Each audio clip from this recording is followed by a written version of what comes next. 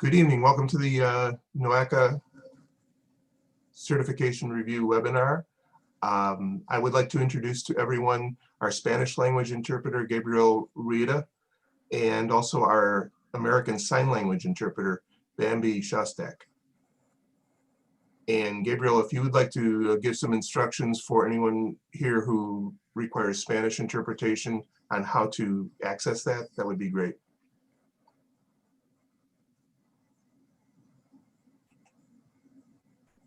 Oh, Gabriel, you are muted. I'm sorry. Okay. Buenas tardes, entonces acaban de hacer una presentación. Yo me llamo Gabriel Rueda, yo soy la persona que está interpretando en español. Si ustedes en la pantalla en la parte baja ven una parte donde dice español o interpretación y escojan el idioma español y me van a oír perfectamente a mí. Después va a haber algunas preguntas y respuestas que pueden hacer por escrito. Gracias. Gracias. With that, I'd like to introduce our Executive Director, Grace Galucci. Entonces presentamos Thank aquí you, la señora Jonathan. ejecutiva, Grace Galucci, Welcome directora to this ejecutiva. public meeting today, January 12th, Bienvenidos a esta 2021, reunión to hear about es el 21 de NOACA enero en Certification reunión pública Review. para My name una is revisión Grace de la Galucci, certificación. Executive Me llamo Director and Grace CEO Galucci, of the ejecutiva, Northeast Ohio directora ejecutiva de Area-wide la Coordinating zona Agency, noreste de Ohio, or de what la we like to Agencia call Coordinadora de Agencias, NOACA. lo que nosotros llamamos NOACA. I'm delighted to see so many of you Estoy muy attending to hear complacida de more ver a about muchos de this ustedes federal process, escribiendo requirement, este proceso federal que en and the requisito importance of transportation planning in our area. importante de la planeación de transporte en nuestra área. We do not take this comprehensive review lightly. Nosotros no hacemos esto de una forma sencilla o liviana. We cannot plan Esta revisión for the future íntegra. of our region by Nosotros no ourselves. planeamos So this el futuro de nuestra process, región por nosotros mismos solos. Entonces este proceso, I'm sorry, I just see a note.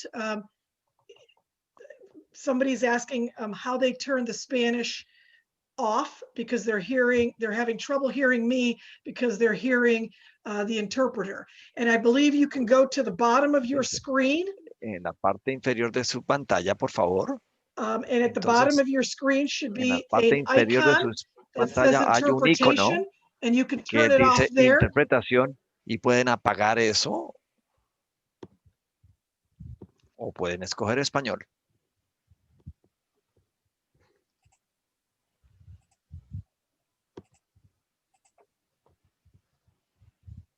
Is that working better now? Ahora ya funciona un poco mejor. Oyen un poquito menos en inglés y más en español. Por favor, respondan por escrito. I don't think it's working. So both Gabriel and I are speaking through the same system. And so they're hearing both of us concurrently, which really means they're not hearing either one of us well. Tal vez entonces no nos están oyendo bien a ambos. Can I make a suggestion? I just recently came out of a meeting with a Spanish interpreter and then also myself. En español y también con yo misma. Is it possible that the Spanish interpreter can speak after you? Like you can have your sentences stop and then he speaks? Que hable ella para y después hable. Turns. Yeah, Bambi, that was exactly what I started to do when I was realizing that it happened, that they were both happening that way. En esa forma. So I'm asking if the interpreter would possibly be able to do that. So Gabrielle, this is the interpreter. I am glad to do that, though this is going to require some more coordination because it's going to be considered consecutive interpretation, meaning that somebody speaks for a fragment and then there's a stopping point and then the interpreter does that. And I don't know if the interpreter needs to stay in the English channel for that or in the Spanish channel for that matter. I don't think the channels are working. Yeah, I don't think so either. I'm in the English channel and I'm hearing both. Is anybody in the Spanish channel? Can someone try that? Ahora, alguien que esté en el canal de español, por favor, hablen en español para que se les oiga. It's the same. So the Spanish channel is also, you can hear both of us in the Spanish channel as well? Yeah. Yes. Hi, so this is Susanna from NOACA, and I'm sorry, this is the first time we're using this interpretation from the Zoom.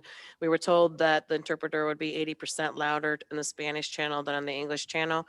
I concur with both of our interpreters that we may want to be concurrent as opposed to simultaneous, just for the sake of ease to continue through this meeting. There's maybe another option before we go into the consecutive mode. In the channel itself, I know that there's an option for saying mute original audio. And I don't know if that's something that people who are logging into the Spanish audio have access to.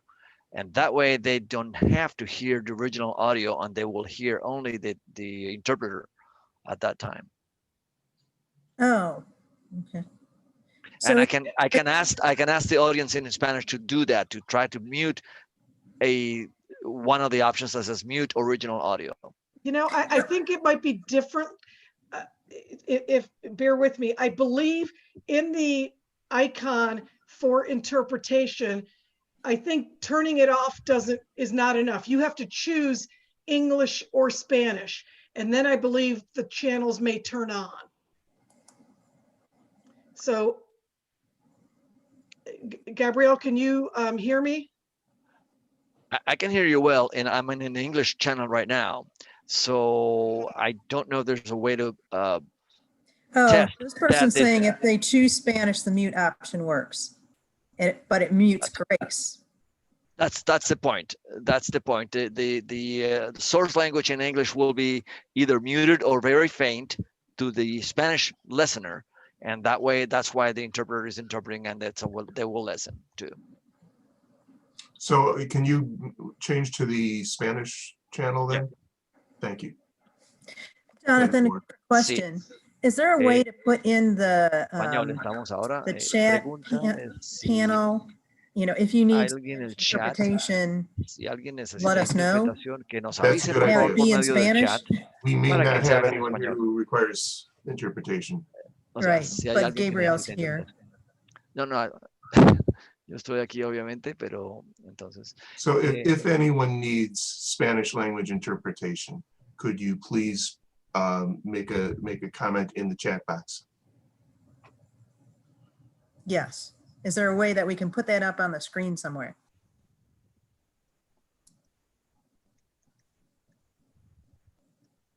In Spanish. Gabriel, you could put it in the chat box, I suppose.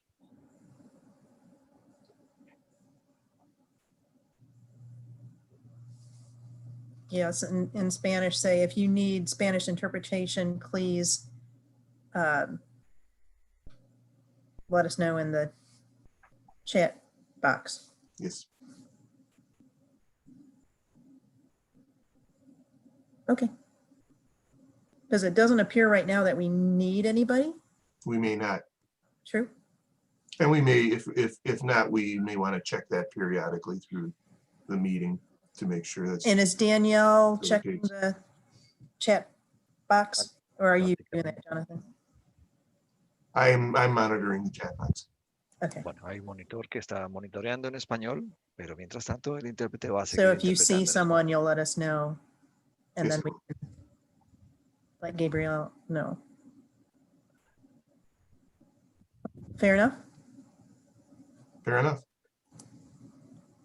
Great. And I think I just saw a note that if you choose the Spanish button channel, it mutes me. But I don't know. Right. Right, but the opposite doesn't work. Right, correct.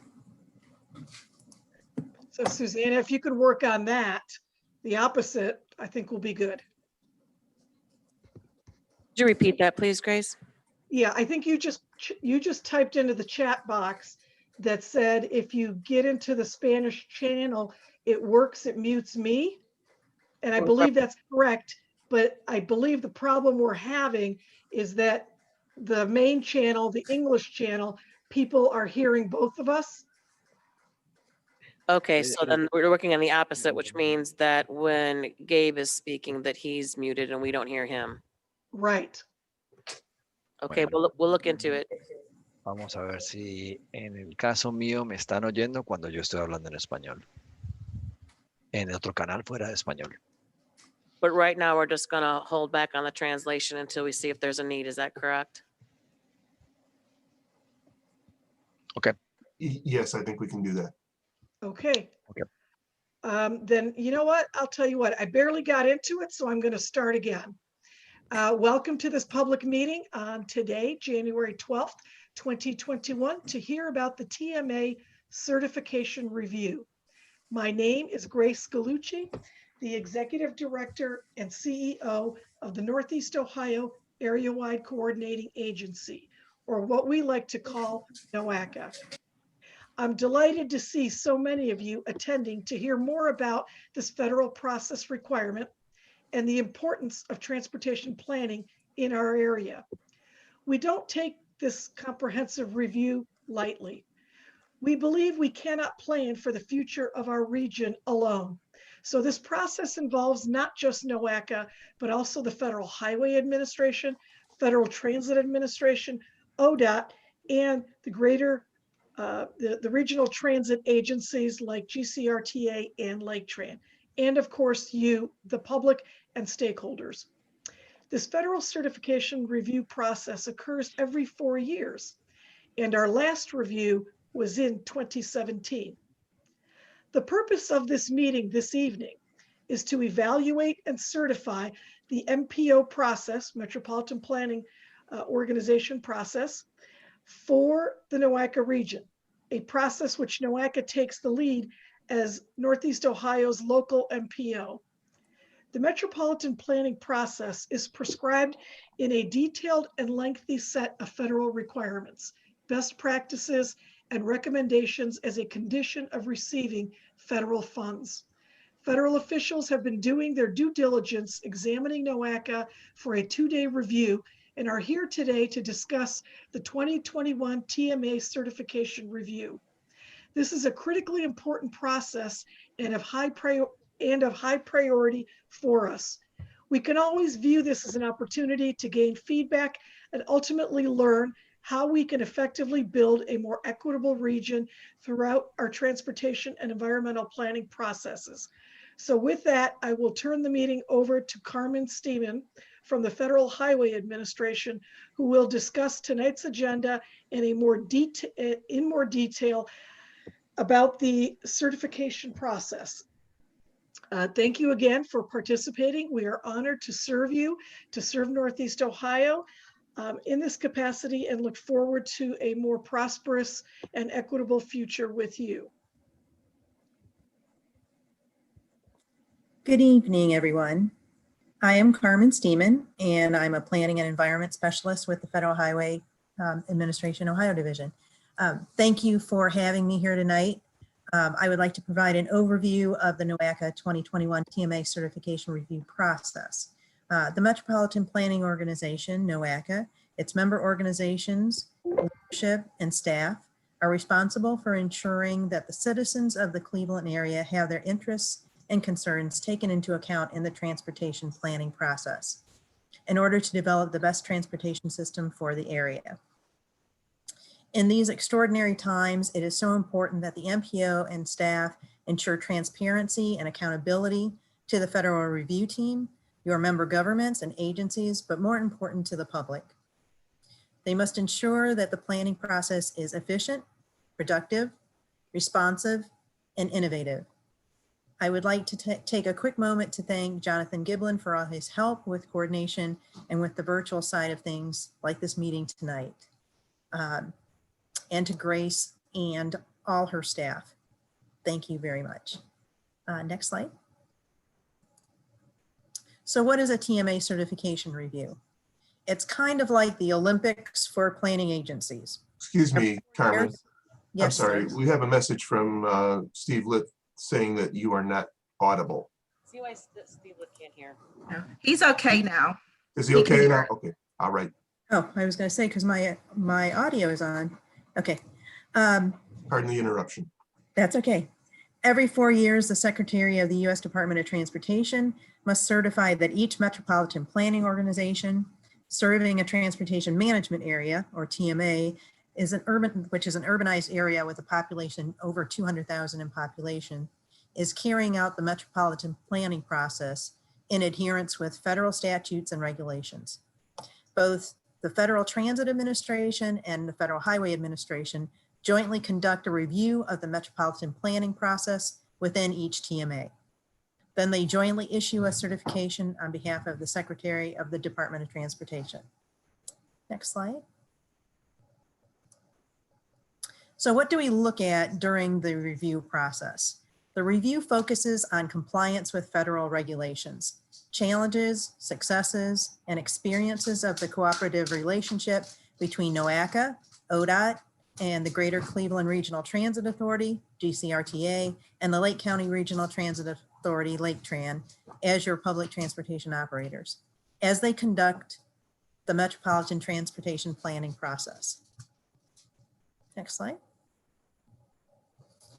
So what is the outcome of this review? The review consists of 3 primary activities. Review of planning products, that's done in the desk audit or the desktop review. A site visit, normally done in person, but in these extraordinary times, we are doing a virtual site visit. That's occurring today and tomorrow. Then preparation of a certification review report. The report will be issued in approximately 60 days following today and tomorrow, and summarizes the process and the findings of the review team, as well as is the process certified subject to corrective actions, or certified for use of only certain constructive funding categories. Next slide. So what are the findings? The findings of a certification review are corrective action. Those are items that fail to meet the requirements of the transportation statutes and regulations and could seriously impact the outcome of the overall process. The expected change and timeline for accomplishing it are clearly defined. Recommendations. Those are items that, while somewhat less substantial and not regulatory, are still significant enough that FHWA and FTA are hopeful that appropriate TMA planning partners will consider taking action on them. Recommendations involve the state of the practice or technical improvements, as opposed to solely being based on regulatory requirements. The suggestions are clearly defined in the report. Then there are our recommendations. These are noteworthy practice. They're elements that demonstrate innovative, highly effective, well thought out procedures for implementing the planning requirements. Elements addressing items that have frequently posed problems nationwide could be cited as noteworthy practices. Also, FHWA and FTA may wish to offer accommodations for significant improvements and or resolution of past findings. Next slide. The federal review team for the NOACA TMA certification review this year are myself, Mark Kane from FTA Region 5 is the other co-lead, Rachel Smith from FHWA Ohio Division, and Andy Johns from FHWA Ohio Division.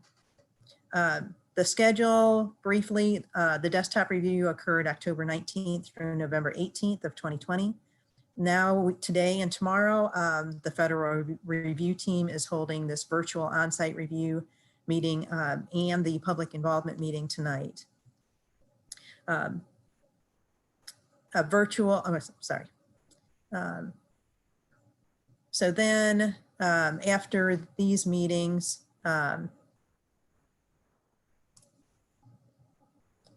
we will complete the review report and certification letter by March 26th of 2021. And we'll then do a presentation to the NOACA Policy Board at a later date, but before June. If you want to make comments, you may do so on this site, I believe. Correct me if I'm wrong. Cited here, and that will be available as you wish, I guess. Yes, people can ask questions in the chat box. Okay. And you have till February 26th to provide public comments on the site. Next slide. Okay. So here is my contact information and Mark Kane, my co-lead's information. comments can be made on this portal web address. And for the participants, we will post this presentation on our website, so you'll be able to get that information and the presentation from this evening. Thank you, Grace. And one of the attendees just asked if questions should be asked during the presentation or at the end. They should be placed in the chat pod. Is that correct, Jonathan? Yes. And they can do that at any time, I guess, right? Yes. Yes. Okay.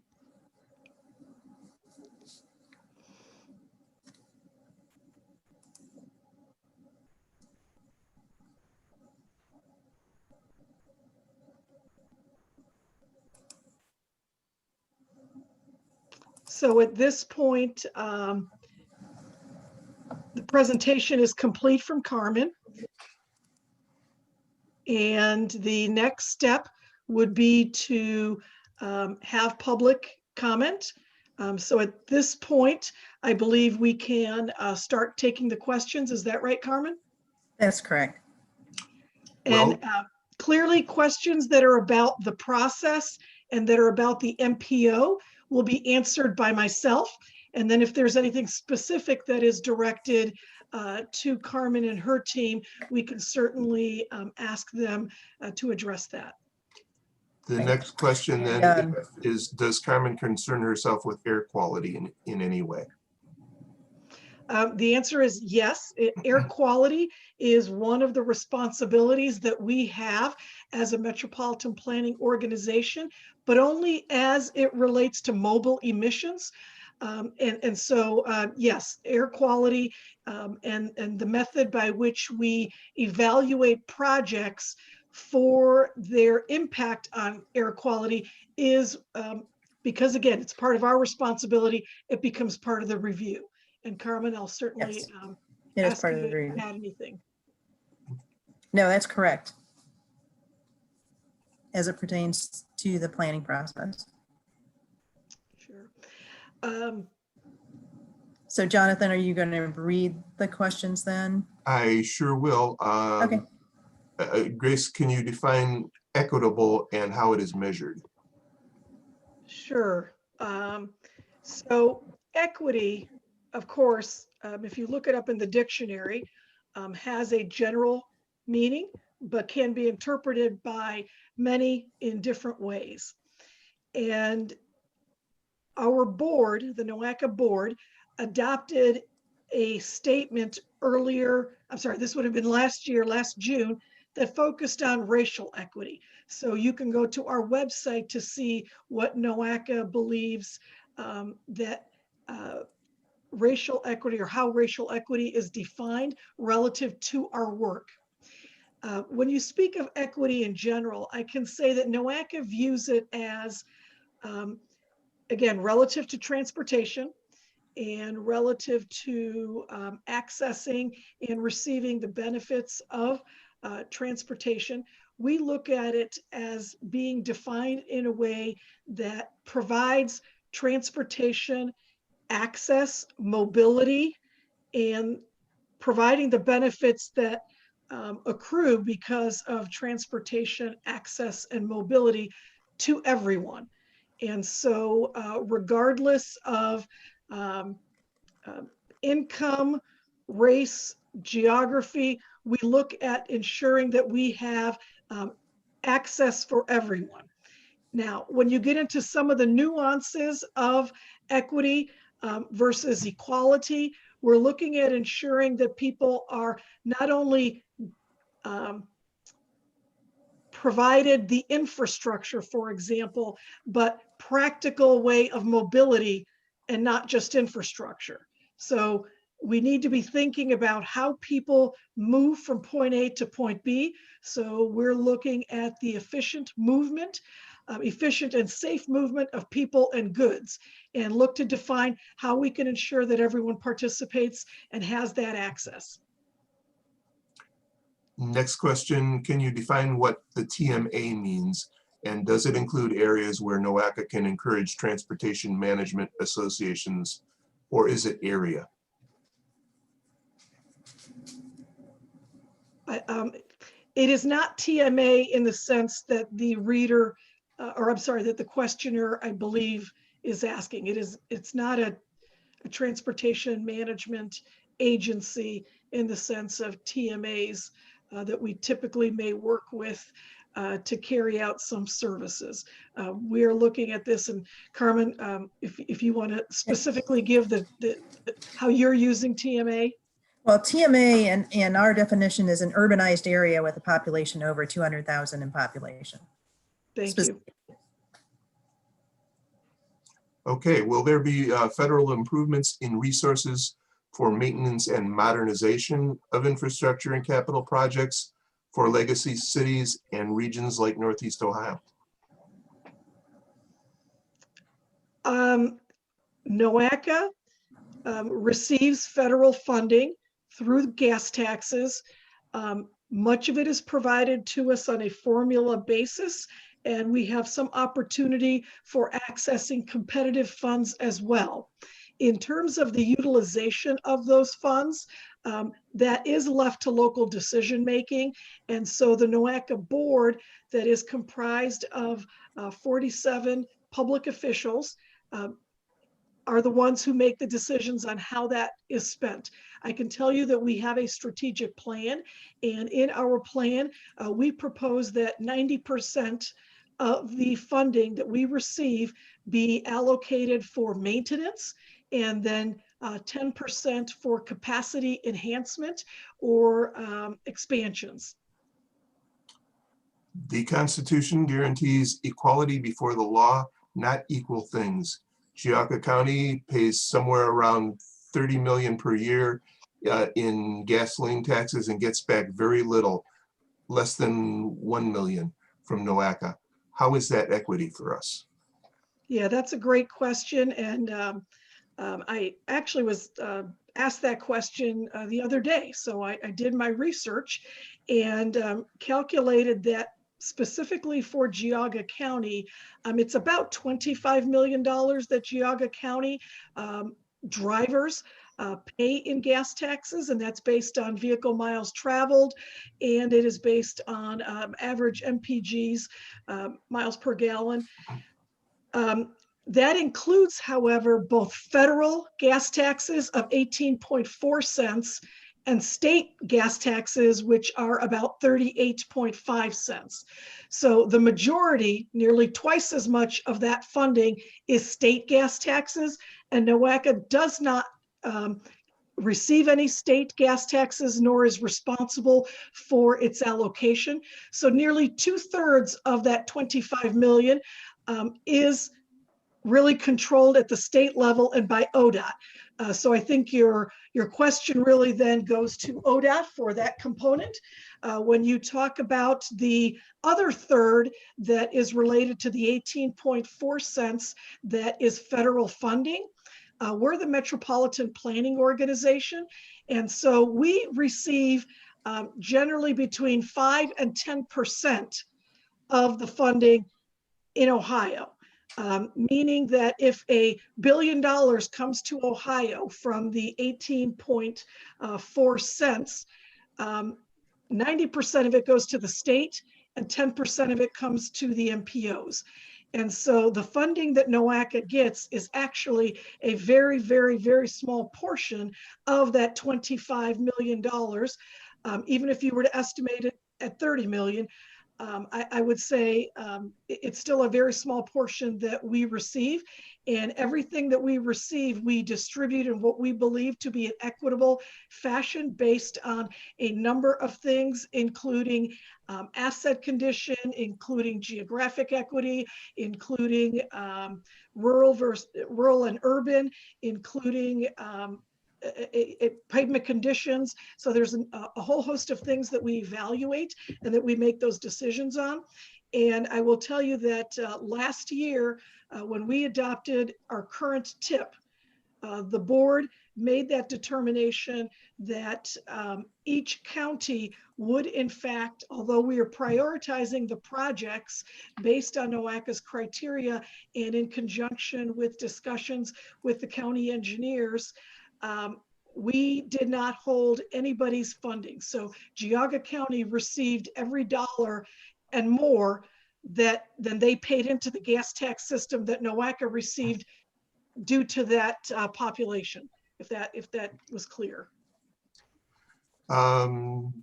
Okay, we got a commendation from the audience. I feel NOACA did a great job being responsive and proactive with its work on equity and with its commitment, and also the new interchange policy. That same gentleman also said, looking at NOACA, looking at MPOs around the country, there's been a huge push to involve major employers in addressing workforce mobility and accessing challenges, e.g. companies financing employer transit programs.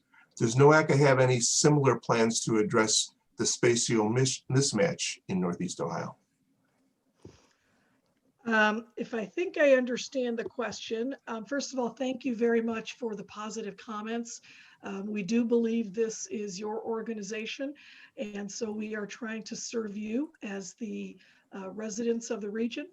When it comes to workforce mobility, NOACA has tried to take a stronger role in workforce mobility, and we've done some work with the both Cuyahoga County Workforce Board. So looking at it from the employer side and how to place employees and where they're going. We also have been working with the economic development organizations throughout the region, specifically the county ones, to identify ways that can help move people. When we talk about getting the businesses involved, NOACA has created a business advisory council. We've had that council for, I believe, 5 or 6 years now, and we actively engage them. It is made up of both business people from private businesses, as well as those members of the industry that represent the business owners. For example, associations representing businesses, chambers, etc. So we do feel that we have been reaching out to the business community, and we believe that certainly we want to serve the public in getting to their jobs and the employers in getting employees to their jobs. The gentleman who asked about equity for Geauga County followed up with, NOACA even took credit for the Amish buggy lanes, which Geauga County commissioners achieved. Shame on you for that one. He also said in a later comment, in response to your answer, that it was during COVID. In normal times, it's 30 million. Okay, so let me address those though. First of all, the 25 million is not calculated on COVID. That was calculated specifically based on the 2019 VMTs. So, be happy to share the calculation and how we came up with that, and we can get that posted so you understand how we've calculated it. I would guess the differences between the 25 to 30 million is most likely maybe a miles per gallon calculation. I've tried to play with that a little bit to see what that gets you, as well as perhaps a different estimate on vehicle miles traveled. So we can certainly post that information as part of this presentation to help you understand how we calculate that. The other part of that question, I think referenced the Amish buggy trails. So let me be clear on that. So NOACA did apply for that funding. It is federal funding. NOACA applied for the funding. NOACA received the funding. So NOACA was the successful applicant of a competitive process at the federal level. It was called INFRA, which focused on, actually, I'm sorry, this one was not INFRA. This one was, I'm sorry, can someone help me with the program? INFRA was Irishtown Bend. This one was the BUILD program.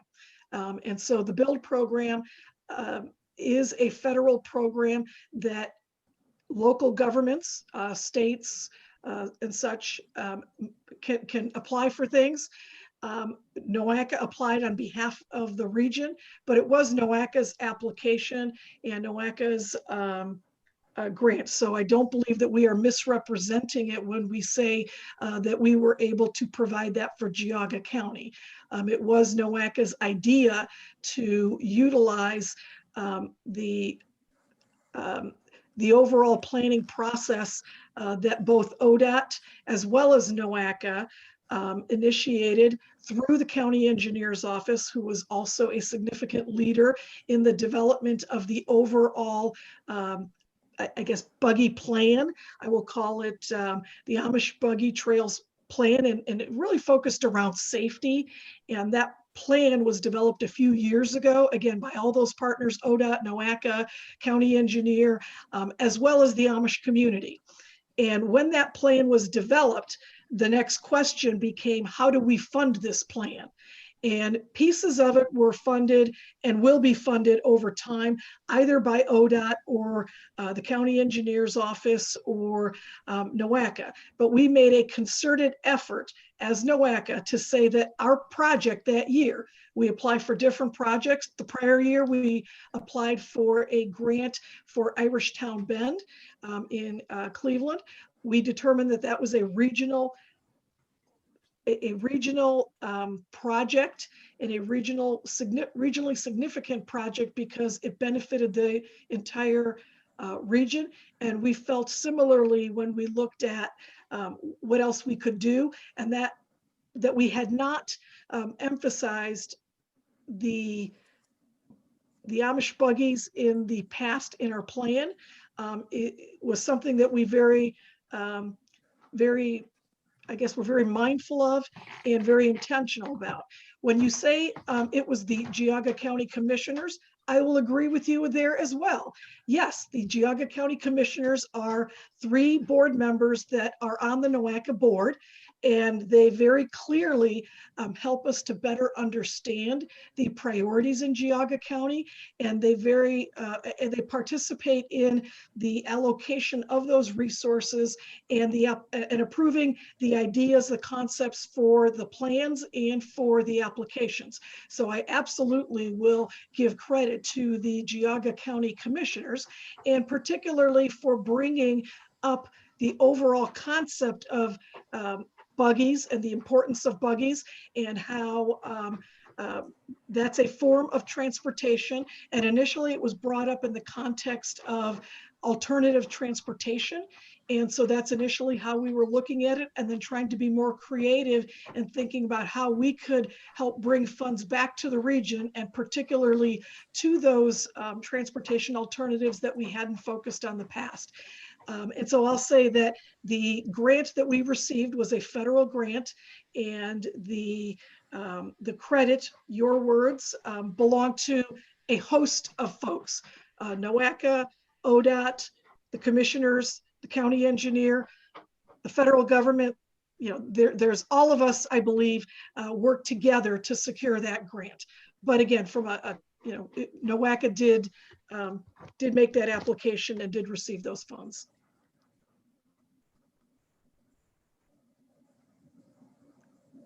Jonathan, you're on mute. I am on mute. I'm sorry. We have about 15 questions and comments stacked up. Does NOACA anticipate changes in policy with the Biden administration? We will have to wait and see what the Biden administration, what if or what any changes they will make to the transportation program, but also what happens next year, and this happens about once every 5 or 6, 7 years, is there will be transportation authorization by Congress. So we look both to direction from Congress as well as the president, the administration, and we will follow whatever guidance and requirements they put before us. Right. The current bill, the FAST Act, was extended for a year. So what was supposed to happen in this year with all its craziness, hopefully will take place then next year, but it will be under the new administration. Is NOACA concerned with the loss of farmland and virgin land in the region? If so, what power does it have to reduce the consumption of farmland and virgin land? Yes, that is something that we are concerned with. You can see the concern expressed in the highway interchange policy. What can we do? Well, the first thing that we can do is ensure that it is part of the evaluation process, so that the consumption of farmland and the overall, the overall footprint of NOACA and how that land use or what the land use looks like. We provide that information as we look to approve projects, and we provide that information to our board, and that is part of the decision-making process. We don't like to think of it as, what can NOACA do about it in terms of any control, because certainly land use is a local control issue. So, we would really rely on assessing those impacts as part of the relationship to transportation and land use, and then make those decisions. And we're concerned with it, by the way. If the locals are concerned with it, that makes us concerned with it. And many of our members are very much concerned with the preservation of farmland. The other reason we are concerned with it is we have responsibility as the area-wide for water quality, and farmland it has some both positive and negative impacts on water quality, and so we certainly are mindful of that.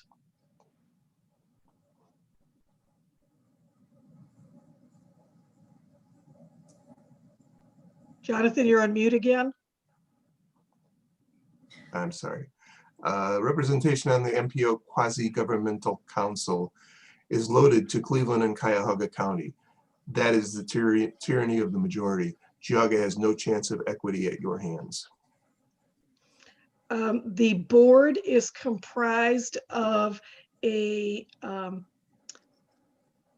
distribution of board members from the communities based on population. So it is a representation of the population in the NOACA community. And so certainly, because half of the population, or more than slightly more than half of the population in the NOACA region is in Cleveland and Cuyahoga County, they do have half or slightly more than half in terms of membership on the board. And then the other 4 counties that make up the other half have the distribution based on their population as well. I will also recognize that although NOACA only receives funding for the urbanized area and not the rural area, we do provide the seats based on the urbanized, the entire population. So we even count the rural population in those distribution of seats. And then more recently, we amended our policy to ensure that every county, regardless of size, regardless of population, will always have a minimum of 3 members. This, I believe, is a follow-up to the question about the gas tax and equity for Geauga County. I don't think the question is answered. Of the funding that NOACA gets from the federal gas tax, Geauga does not receive a fair share. The problem with an equitable approach, someone makes the decisions, and that is not equitable, not clear. Maybe to help make it clear, Geauga County, and I believe it was the Geauga County gentleman who asked the question, receives a share of the funding based first and foremost on overall regional priority. But those regional priorities make sense in every single county and in every single part of the region. So there is opportunity to be able to fund projects throughout the region. And again, if I can be clearer in the answer, NOACA receives less, or I shouldn't say less, I'm going to say about $500,000 a year for Geauga County. That's what we receive out of gas taxes, and we do give you at least that back or more.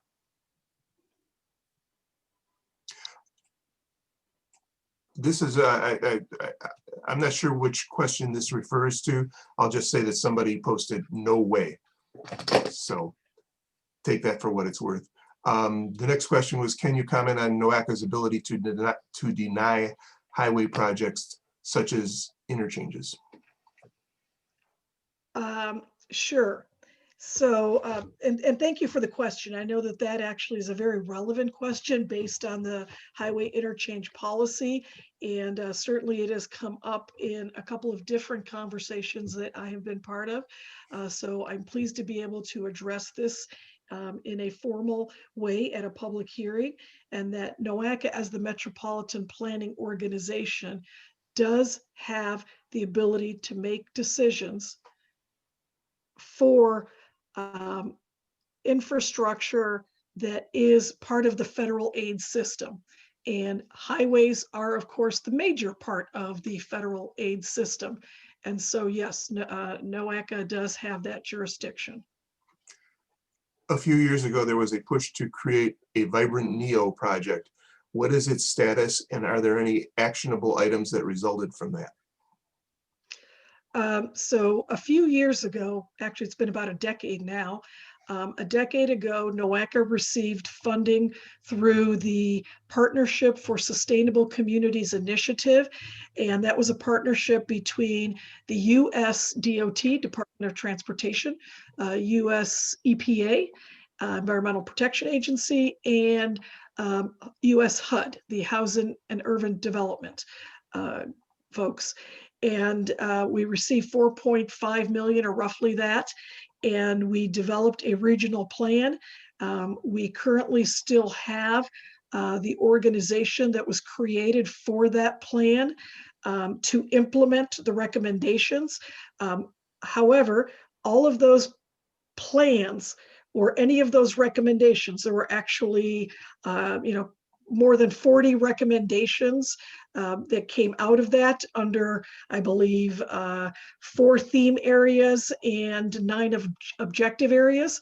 And so it was created in a way that is sort of a menu, and so that local governments can choose what works for them or what doesn't work for them, knowing that we have a very diverse region that includes both urban and rural areas, bigger cities, smaller cities, towns, townships.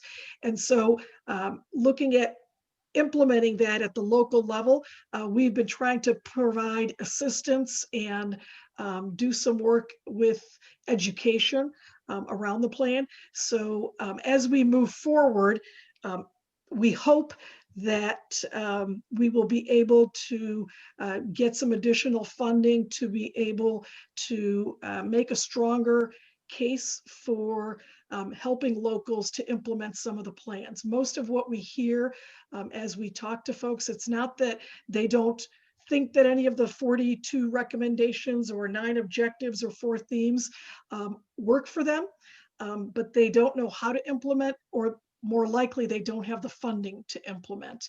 And so we want to really think about and work with them to make sure that they can get that implemented. A lot of times it's really planning capacity that they don't have, or engineering capacity. We've been trying over the last couple of years also to recognize projects that we may not have initiated.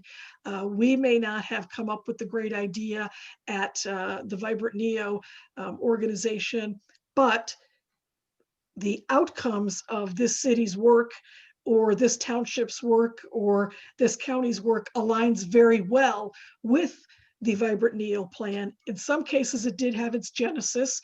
And so we share that to demonstrate that there is alignment between the locals and the plan, and that we will continue to move the plan forward towards implementation. I will also say, because it's been 10 years, we are coming up on census data that will give us the opportunity to renew some of that information. Can you comment on NOACA's ability to deny highway projects such as interchanges? So it's not so much deny or approve, it's include in our long range plan. As part of our planning process, the NOACA board develops a long-range plan. That long-range plan that is currently under development is called Eneo 2050. Please, if you have not already engaged in that process, go to our website. We've got a special page for it, and you can look at helping us to get input from you or your colleagues or your family and friends, and that'll better inform us. So in that process, we look at planning the region for the next 20 to 30 years. In this case, we're going to 2050, so it's going to be 29 years. And as we make those decisions, we look at a whole host of projects and a whole host of high-level plans as well as more specific plans. And we include in there things such as highway interchanges. However, there are instances where we may not have included highway interchanges or a specific highway interchange in the plan, and a project sponsor, so a local community, will request or want to develop an interchange. And the process that goes through, which has been highlighted in our new interchange policy, is that it does come to NOACA, as it always has. NOACA partners with ODOT as well as others who are in the process, such as the project sponsor and others that are adjacent to the potential interchange. And we work through a whole host of criteria that demonstrates the transportation need. And if the transportation need is demonstrated, then we will go and use a whole myriad of other analyses that look at the impacts across the region. So we look at the impact not only in the area of the interchange, but throughout the whole region.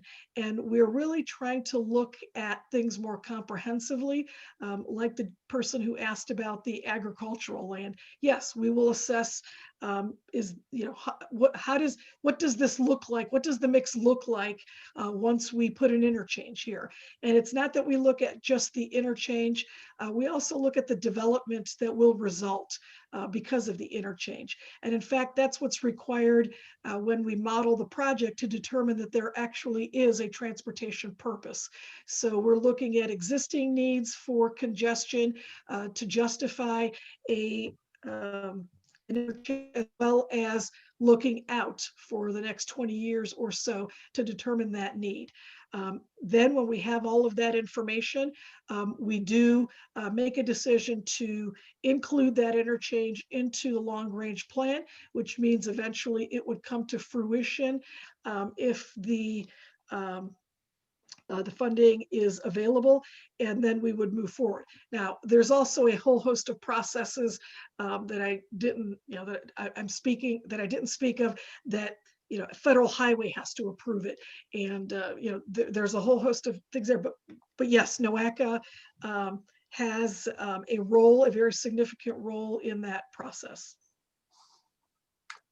Because of funding and competitive grants because they are distributed in large part due to census data, are there concerns regarding the pandemic impacts on the 2020 census count? That's a great question.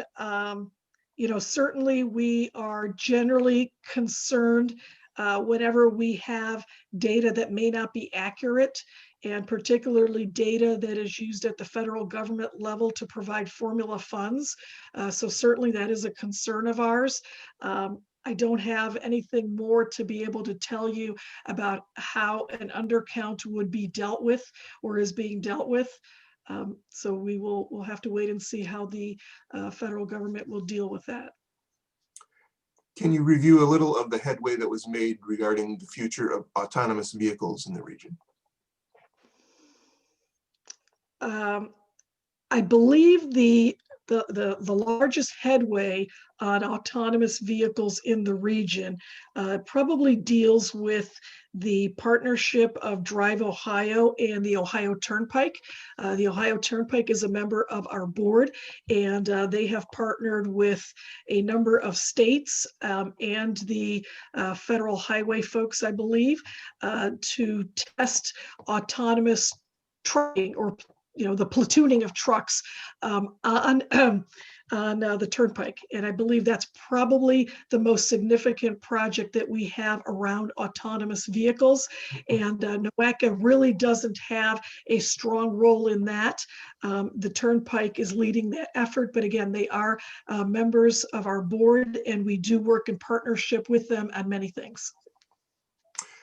How do you monitor the cost benefit of projects that only benefit a specific area once completed? I'm trying to see if I can understand the question. How do we monitor it once it is complete? How do you monitor the cost benefit of those projects? So we initially developed the cost benefit as part of the decision-making process, as part of the planning process. So we do have a set of benefits and a set of costs, and hopefully we are going to be proving projects where the benefits outweigh the costs. We have not been as active in evaluating projects after relative to cost benefit. Some of that is not that easy. That being said, we are actually making it a priority to really go back and look at some projects and see what those outcomes are.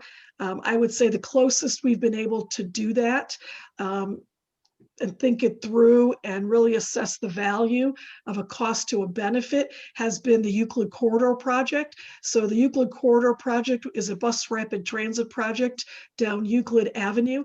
And that was a project that was led by the RTA, the GCRTA, and NOACA had a role both as the MPO who plans projects and as the MPO who funds projects. So we evaluated that project and made the decision that a BRT was more cost effective than a rail, which was the initial alternative that was preferred by the GCRTA. And once the BRT was implemented, we have gone back and done, in partnership with GCRTA, reviews of those benefits. And I can tell you that one, I've made many presentations on this. That benefit to cost is really phenomenal, unbelievable. The investment was about $200 million. Some of that coming from ODOT, I believe 50 million of it coming from ODOT, and I want to say 170 maybe coming from the federal government. I believe 15 of that federal funding came from NOACA, 10 or 15 as part of our congestion mitigation funding. So again, that partnership, let's even say 250, maybe when you add in some of the aspects that maybe were not specifically part of the corridor, but funding, federal funding, but included local funding and such. When you look at the $250 million investment, and then you look at the development along Euclid Avenue and the benefit, including the jobs and including a number of things such as taxes and beyond just the construction jobs, the actual jobs that are permanent jobs, I believe we are up to $10 billion worth of benefits. So we do, we've tracked that. Another example of where I think we've done a good job is the TLCI, Transportation for Livable Communities initiative, where we invested about $1 million a year over the course of 5 years to make plans for communities and help them leverage transportation funding that would not only solve transportation connections, but that would also improve livability, which includes land use, economic development, all of those other attributes that are important as far as planning and development. And a lot of it really was focused on looking at places that have been disinvested and looking at how we can make that happen. That initial $1 million a year for, actually it was probably closer to 10 years when we actually did the analysis. So let's say 10 years. So if you're looking at $10 million, what we discovered is there was more than $500,000 of investment in those communities as a result of implementing those plans. And when I say $500,000 of investment, some of it was private sector investment and some of it was public sector investment. So we saw the majority of it was private investment, and a significant portion of it was public. So public means that additional road work was done in those areas after we made the plan. We invested in the work there because we had the plan. Local governments put in additional funds for infrastructure, for other improvements there, as well as private folks put in jobs, businesses, and housing. So there again, I think we have evaluated that, and it's been extremely positive. The benefit has been there. But again, that hasn't been something that we do all the time with all projects, and that's certainly something we want to be better at doing. Okay, the questions are rolling in. We've got about 25. Okay, I'll take a shorter time answering. So what does Eneo 2050 have in store for counties like Lorain and Medina? Does it encourage local governments to emphasize on non-car based or public transportation options? Also, thank you for taking all these questions. So for Lorain County, Medina County, or any of the counties that we serve, the long range plan really is not a plan that is NOACA's plan. And we work on it in our ivory tower over there on 13th Street and Superior, and then present this plan. It is your plan. And so when I say yours, primarily the elected officials who represent the people, we go directly to ask for input from stakeholders and public, as well as we rely on the elected officials to communicate that information to us. So in communities where public transit is strong and the communities would like it to continue to be strong or even be stronger, then we focus on improving public transit. In areas that public transit does not work as well in because the densities aren't there, we do not try to plan for something that the locals do not want. So we take our cues from the local elected officials and work on developing a transportation plan and system that works for them. That being said, we do look at it at a regional level. And so if there are things that may be a better solution than what we currently have, we certainly will make that idea available and we'll study it for the local folks. I will tell you in Medina County and Lorain County right now, both of those counties have expressed interest in stronger public transit, and our long range plan from 2017 includes a visionary transit plan that does include rail line going out to Lorain and to Medina. But again, that's very long range, it's very visionary, and a lot would have to happen to make that come to fruition, both funding as well as an increase in overall population in the region to be able to support that. A little comment, I appreciate NOACA staff being available to local municipalities for help with transportation issues and improve transportation safety for all modes of transportation. Thank you. You're welcome. Next question. I'm sorry. I was going to say, and I will let you know that we intend to make that stronger as well through some of the projects that we are implementing in this upcoming fiscal year, including EV charging stations and including our TLCIs, regional TLCIs, and really being, at this point, we have more capacity to address some technical support for the municipalities.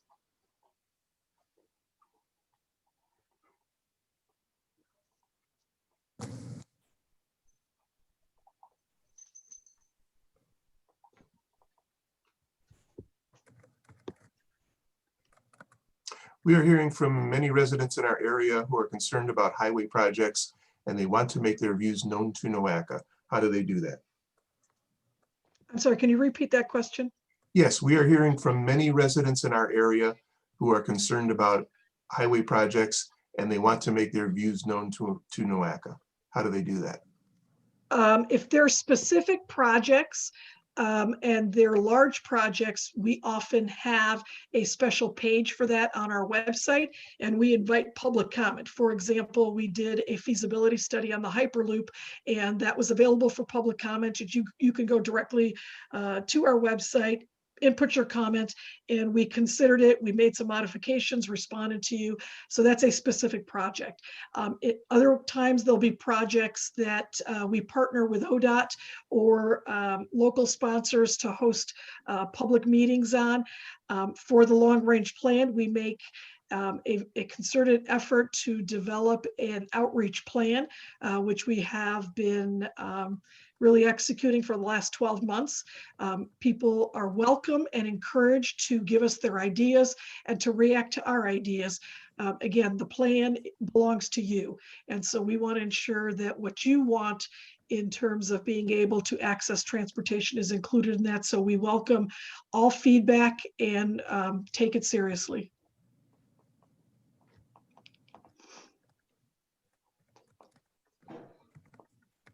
Okay, we have quite a few more questions. We're running up against the clock here a little bit. I think we were going to go until 7:15, but we may, Grace, you may want to go a little longer. We are potentially looking at cuts in the state transportation budget this year. Similar to TLCI and other initiatives you have created, are there creative financing ways that NOACA will look at into in 2021 and further? I'm sorry, one more time. Yes, we are potentially looking at cuts in the state transportation budget this year. Similar to TLCI and other initiatives you have created, are there creative financing ways that NOACA will look at into in 2021? When you look at state budget cuts, they're generally in reaction to the state gas tax. And as I mentioned earlier, we do not receive state gas tax. That being said, we're always looking to creative ways to get more funding, and we are very appreciative of the federal government for having discretionary opportunities for us to make our case for projects locally. We have done everything from state infrastructure bank loans to borrowing from other MPOs, to employing potential bond issues. So yes, we will continue to try to be creative, and the objective is to give you the best transportation system that we can. What else can Northeast Ohio residents do to support NOACA's leadership in deploying federal resources to support the implementation of NOACA programs? You know, I'm sorry, Jonathan, there must be some, you faded out again. Could you repeat that one again? Oh, yes, I'm sorry. What else can Northeast Ohio residents do to support NOACA's leadership in deploying federal resources to support the implementation of NOACA programs? Boy, there's so many. So the federal government is terrific in providing us support from a capacity perspective, as well as funding. So I'm trying to give shorter answers. So that's the answer that I will give there. Their support, everything from helping us to better understand the processes, give us the tools necessary, best practices, joint efforts across the nation, pilot projects that they will work with us on. So there's all kinds of support that they give us, and we are very appreciative of that. And again, the overall funding. We would not be able to implement our plans if we didn't have some funding to be able to leverage other funding. Where did the $3 million come from for EV charging stations? Would that not be better used on our roads? Geauga does not need EV charging stations, but we do need road dollars. Sure. So that is part of our congestion mitigation air quality funding. That funding source is very specific as to what it should be spent to accomplish. Specifically, the reduction of congestion and the improvement of air quality, as you can tell from the name of that program. And when we performed the modeling for the investment of $3 million in EV charging station, as compared to a number of other projects that could also alleviate congestion, it was an extremely high scoring project. So when you talk about cost benefit, the benefits were very, very high as compared to the cost. And unfortunately, Geauga County, we've actually recommended some EV charging stations for Geauga County, but certainly we will not mandate anything. So if the locals don't want them, they don't need to take them. But the funding that we use cannot be used for road maintenance. So we are not able to use it for road projects. Okay. The Federal Highway Administration officials would like to bring this meeting to a close, so I'll ask one more question. Actually, Jonathan, you could keep going. I'm willing to stay here and answer questions as long as we need to. That has been the way we have approached it, and I believe our federal folks have said they will stay as well. Okay, I stand corrected. COVID-19 may change the need for highway expansion, given that many more businesses have discovered they don't need to be in the office every day. Is NOACA taking this into consideration when evaluating highway expansion projects going forward? Does NOACA believe this is a lasting trend, or do they anticipate a return to the old patterns of commuter usage? We are monitoring this very closely.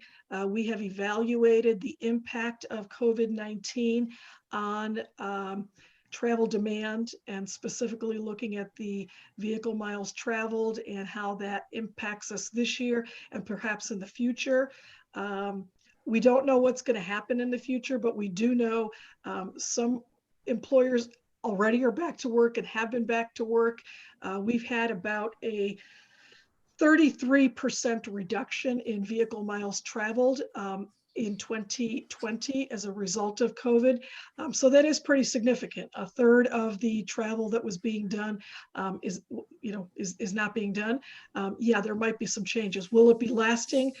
Time will tell, but we are paying attention to the trends, and that's an area that our partners can help us with as well, and it'll remain to be seen. But I can tell you that we had already been including some telecommute in our modeling efforts, so that may end up being a stronger component of what we do in the modeling, but it always or it has been considered. We will not consider utilizing, however, the significant change in vehicle miles traveled either in our long range plan or moving forward until we have significant evidence, data to back it up that it will be a trend that continues. Okay, just a couple more questions, actually. The use of race in any way to justify decisions is in itself racist, as well as unconstitutional. We don't care about a person's race, but we do care if our citizens obey the law, pay their taxes, keep up their property, work hard, and are good neighbors. Biden's furthering affirmative fair housing is a racist program aimed at dividing people by unnatural vote loading into a conservative area in an attempt to unnaturally change our culture and flip our county. We don't need any part of that. Geauga is, I'm sorry, we don't need any part of that. Least of all paying for the high density housing and mass relocation of people into Geauga. Exactly how does that break the urban dependency cycle? We want to come to Geauga, welcome. Just pay your way and be a good citizen. I'm not sure if there was a question in there. Was there a question, Jonathan? I don't believe so, except to say that exactly how does that break the urban dependency cycle? Yeah. And again, we're really looking at everything that we do meets federal requirements, and the federal government does come in every 4 years, as we are hosting them this year to do our quadrennial review, which is essentially an audit. And so they will look at, evaluate all of the things that we do and make a determination if our work supports the federal directive or does not. And certainly if we are violating any federal regulations, they will let us know, but we do not believe that we are. We specifically believe that our work around environmental justice is not only supported at the federal level, but in many ways directed by them. And that was the last of the questions.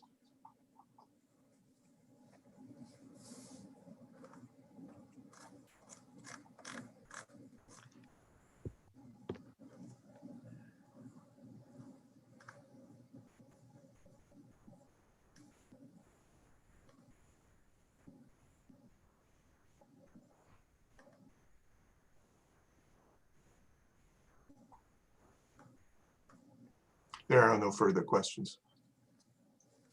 Okay, what is the next step? Jonathan, do we just bring this to a close? I believe so. I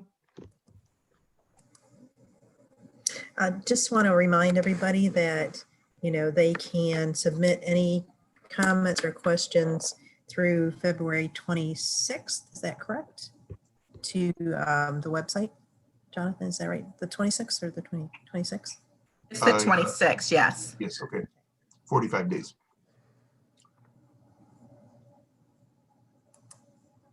Okay, then any further questions or comments? Any further questions or comments from our federal evaluators? De parte de los evaluadores federales. No, not at this time. Okay, great. Thank you, Carmen. Then thank you all for attending this Muchas public gracias meeting. para We are always very grateful for your engagement with NOACA and for giving us the very, very important feedback that we need to do our jobs to serve you better. So thank you and have a good evening. And one last time, in addition to being able to provide your feedback to Carmen through those channels that she specified earlier, NOACA is currently in the process of developing its long-range plan. We are seeking input and engagement. Please go to our website, look at what we have there, what we've done, what we're trying to do, see how you can be engaged. We'll answer any questions and engage you in many ways that we can. I can't say in every way because I don't know that we can, especially with COVID, that we can go everywhere and do everything, but we will try to engage you in every practical way that we can. Thank you and good evening.